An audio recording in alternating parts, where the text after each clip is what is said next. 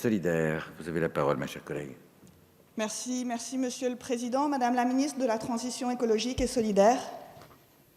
Notre besoin en électricité devrait augmenter de 60% d'ici à 2040 dans le monde. La politique du gouvernement est volontaire pour réduire cette consommation et pourtant, la France n'échappera pas à cette demande croissante. D'abord parce que nous devons alimenter nos transports électriques, aussi parce que nous devons accompagner la réindustrialisation de la France et le développement du numérique. Nous nous sommes fixé l'objectif d'une part de 50% du nucléaire dans notre mix énergétique d'ici à 2035. La réalité est que nous avons plus de chances de l'atteindre parce qu'il y a cette augmentation du besoin en électricité et nous pouvons tout à fait la compenser avec le développement des énergies renouvelables que par la réduction du nombre d'installations de production en énergie nucléaire. Je viens plus précisément vous parler de la centrale du Bugey, dans mon département de l'Ain. Les élus locaux ont manifesté leur souhait de l'intégrer au nouveau programme de construction d'une paire de réacteurs annoncé par EDF l'été dernier. Accueillir une paire de PR2, c'est répondre aux enjeux nationaux et internationaux. C'est aussi contrer les accusations de vétusté de la part des autorités genevoises et les plaintes portées par leur avocate. Dans un contexte d'inquiétude des élus quant à l'avenir de la centrale, Madame la Ministre, quel est le calendrier des décisions qui seront prises par l'État concernant l'attribution de 2 réacteurs d'EPR à la centrale du Bugey? Je vous remercie. Merci. Madame la Ministre, vous avez la parole. Monsieur le Président, Mesdames, Messieurs les députés, Madame la députée Olga Givernet, vous avez interrogé Madame Borne, ministre de la Transition écologique et solidaire. Ne pouvant être présente, elle m'a chargée de vous répondre. Dans le cadre de l'élaboration de sa stratégie énergie-climat, le gouvernement a précisé sa vision sur les capacités de production électrique. Cette vision a été portée à la fois dans la loi énergie-climat et dans la programmation pluriannuelle de l'énergie, qui est en dernière phase de consultation. Cette vision mène à ramener la part de l'électricité nucléaire à 50% dans le mix électrique en 2035, contre 72% aujourd'hui. Pour atteindre cet objectif, il résulte des travaux réalisés par RTE sur l'équilibre offre-demande qu'aucune capacité nucléaire nouvelle n'est nécessaire avant 2035.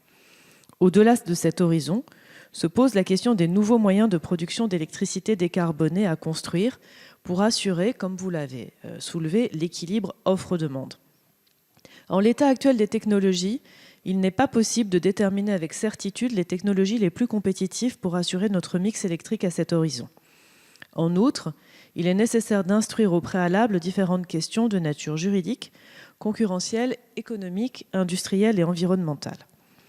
Le gouvernement a donc lancé un programme de travail en lien avec la filière qui vise notamment à identifier les avantages et les risques de différents scénarios.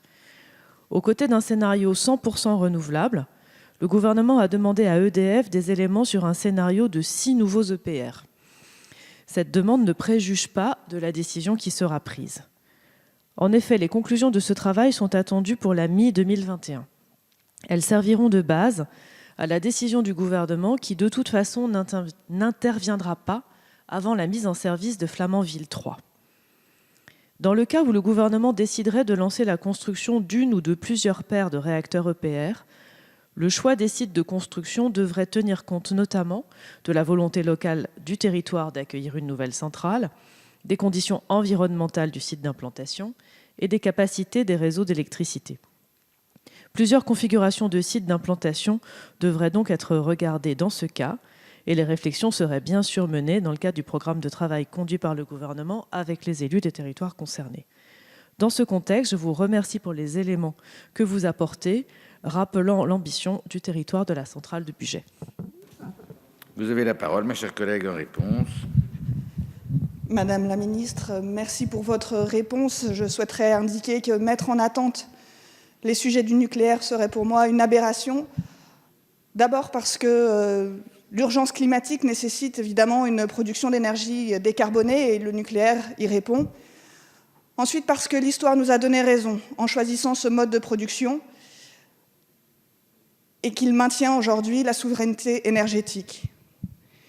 Je tiens à préciser que l'économie en est dépendante Et je tiens également à préciser que le bien-être de nos concitoyens est là aussi. Je vous remercie de votre réponse.